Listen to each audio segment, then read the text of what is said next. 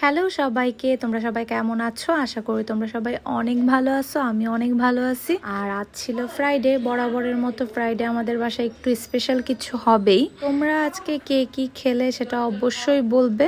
আমাদের বাড়িতেও আজ অনেক কিছুই হয়েছিল রান্না।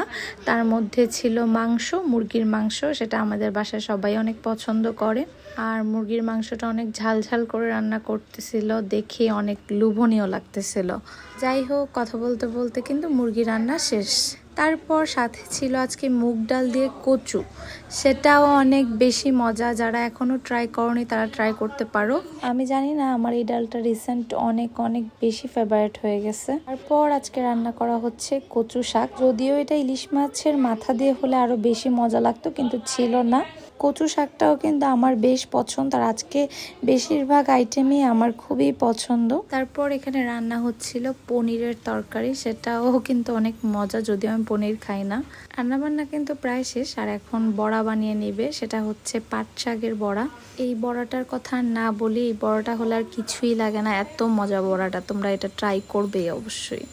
এই তো আজকে আমাদের রান্না এই পর্যন্তই ছিল। ভিডিওটা ভালো লাগলে অবশ্যই লাইক কমেন্ট করবে, সাথে শেয়ারও করে দিবে। সবাই ভালো থাকবে, সুস্থ থাকবে। টাটা সবাইকে।